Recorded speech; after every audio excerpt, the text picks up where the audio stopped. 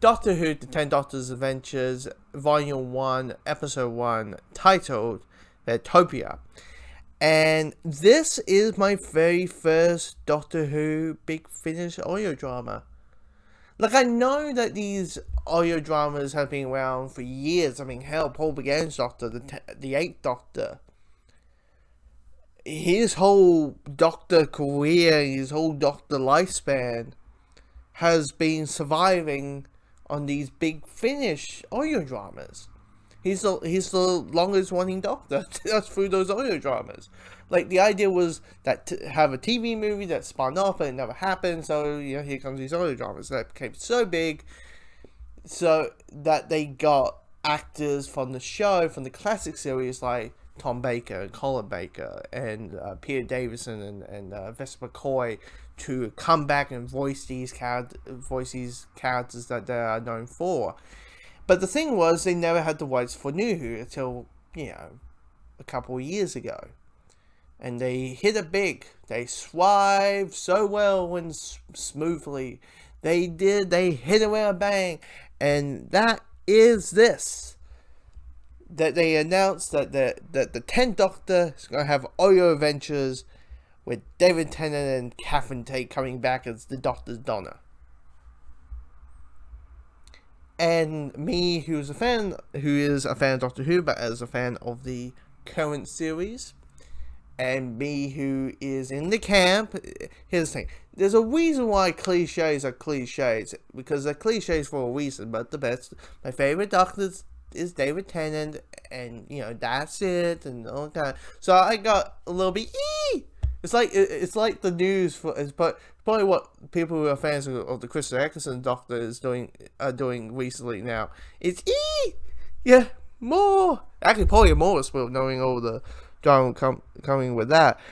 But so I just I bought the first episode. I'll probably review each one by week. But I will say this, really good first impression. I mean, what you want listening to an audio drama, and definitely an audio drama of a show, and having actors coming back that we have seen on screen coming back to voice these characters, is you want to smile on your face. And I got a smile on my face. It's just the better at treating Doctor and Donna. It's like, oh, they're fizzle like they fizzle like to another dimension. But the TARDIS doesn't fizzle. It's more like a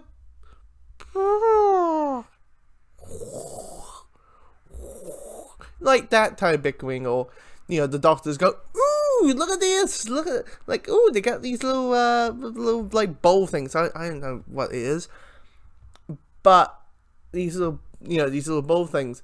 And it's like, stop fussing about those whatever the bowl thing. I've completely forgot. But it's just the bickering is so well done.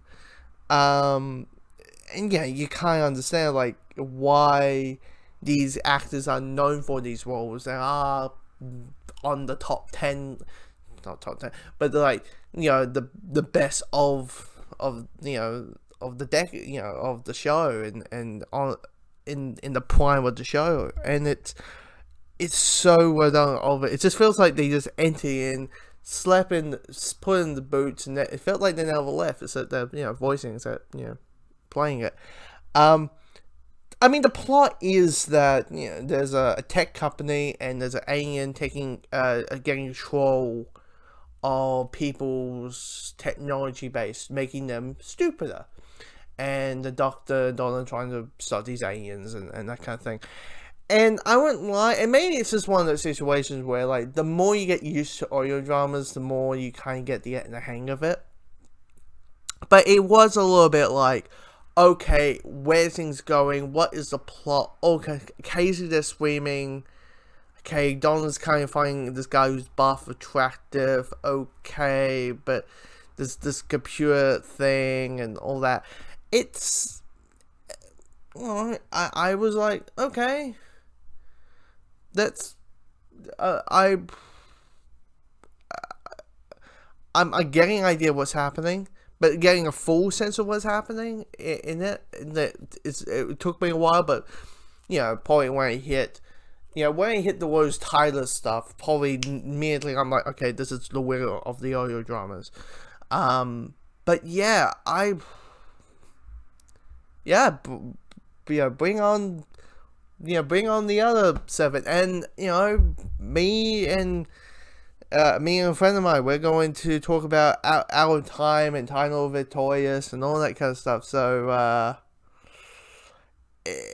and there's audio dramas, all that. I think I should rewatch that the Doctor Who movie from the 90s, just to get an idea. Remember what the 8th Doctor was anyway.